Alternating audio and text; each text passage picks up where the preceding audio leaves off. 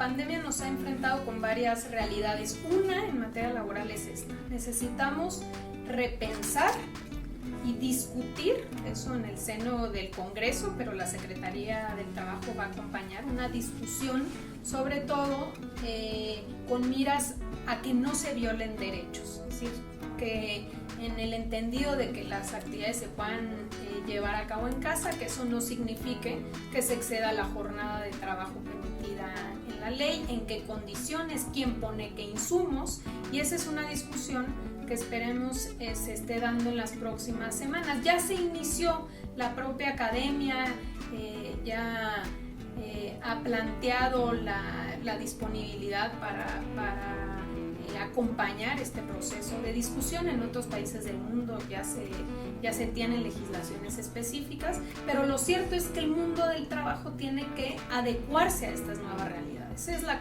Es el trabajo en casa, pero también ahora que lo vemos más intenso con las plataformas, por ejemplo, ¿no? Que llevan los insumos, alimentos, y que tiene entonces que el mundo del trabajo entender, en nuestro caso la Ley Federal del Trabajo y la Ley del IMSS, que estamos frente a otra realidad que ya no es la tradicional, una relación laboral tradicional de un solo empleador, un solo trabajador, un lugar de trabajo, un horario en específico, sino cómo podemos restablecer esas nuevas realidades ahora. Entonces es un proceso que me parece tendrá que legislarse en el seno del Congreso y que nosotros vamos a acompañar con nuestra experiencia.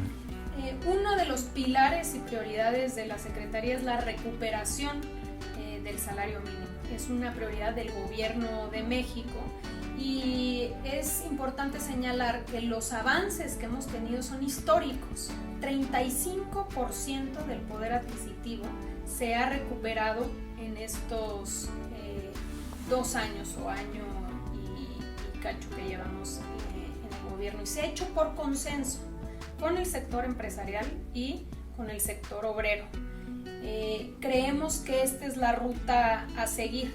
Históricamente el gran fantasma era que no se podía subir el salario mínimo porque iba a haber inflaciones altísimas, iba a haber una distorsión, y ya demostramos que no es así, que en realidad es una política efectiva y que no podemos seguir sosteniendo que durante 40 años se perdió el 70% del poder adquisitivo. El salario mínimo se quedó por debajo de la pobreza, ni siquiera se alcanzaba para una canasta básica para el que trabaja. Tenemos que ir avanzando a que el salario mínimo sea lo suficiente, no solo para la canasta básica del trabajador, que eso ya hemos llegado hasta ese nivel, sino también para el trabajador o la trabajadora y un dependiente económico. En la gran mayoría de las familias, pues no es nada más el que trabaja, sino los hijos que conforman el núcleo familiar, y tenemos que ir avanzando hacia allá. Entonces, obviamente con mucha responsabilidad y siempre con un diálogo abierto, creemos que es importante que sigamos avanzando en la recuperación del salario mínimo. ¿Alguna cifra que tenga orientativa, que le gustaría que en el 2024, cuando cambie el gobierno, estuviera una? Creo que es difícil establecer una cifra en concreto, pero sí una recuperación importante. Si en 2 años logramos 35%, esperemos poder seguir con esa misma tendencia. Entonces, al principio había muchas empresas que decían frente al programa: ¿yo qué gano? O sea, yo lo voy a formar al joven, pero ¿qué gano? Y hoy vemos cada vez más cómo el interés crece, porque se dan cuenta que en la medida en la que van formando a estas personas, no solo se enriquecen de su trabajo y de sus ganas y de su energía, sino también les ayuda a formar a sus futuros colaboradores. Entonces, muchos de los empleadores actualmente dicen no encontrar a los perfiles idóneos para las vacantes que tienen. Este programa ha ayudado a que una vez que los incorporan y los van formando, entonces también van desarrollando esas habilidades y competencias que requieren las industrias para ser más productivas. Entonces me parece que ha habido este balance interesantísimo, y ahora frente al COVID Si bien es cierto, muchísimas empresas debieron suspender y los propios aprendices también, muchos trabajando desde casa, lo cierto es que atiende a una problemática adicional, que es el sector que más se ha visto afectado por la pérdida de empleo ahora frente al COVID, es el sector de los jóvenes. Entonces ha sido un canal de posibilidad para muchos jóvenes que perdieron su empleo poderse meter al programa y asegurar un salario mínimo, porque la beca de 3,748 pesos mensuales es igual a un salario mínimo y se tiene cobertura médica, que también hoy es fundamental. Entonces yo creo que son muy buenos los resultados obtenidos hasta ahora. Tenemos muchas mujeres, 60%, casi 60% son mujeres. También esto es una realidad. Las mujeres tienen mayores dificultades de incorporarse al mercado laboral.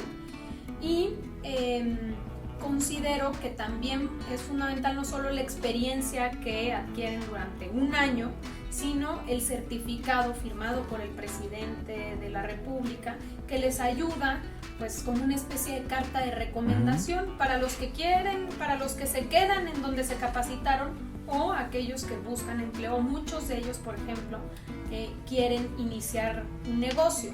Por eso ahora, también frente a la pandemia, muchos de los graduados que quieren iniciar negocios se les está apoyando con el programa que lleva la Secretaría de Economía de Tandas para el Bienestar, que son microcréditos que permiten a este joven, después de la experiencia adquirida, ya sea en un oficio o en alguna actividad, iniciar un negocio ya con la experiencia, pero también con este apoyo de microcréditos.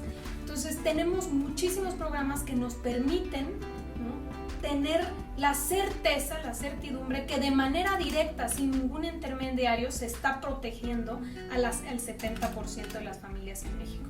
Quiere decir que hoy tenemos la certeza, por ejemplo, de que más del 95% de las familias en las zonas indígenas reciben por lo menos un apoyo del gobierno. A veces más de uno, porque es incluso posible que en una familia pues esté un joven estudiante, 11 millones de becas para estudiantes. Puede ser que esté un joven de bachillerato conviviendo con a lo mejor su madre, que recibe el apoyo de mujeres trabajadoras. Entonces, esto nos ha ayudado frente a esta pandemia en dos cosas: no solamente en permitir que las familias se queden en casa y se protejan, sino también justamente esta transferencia ayuda en el poder adquisitivo para poder activar la economía.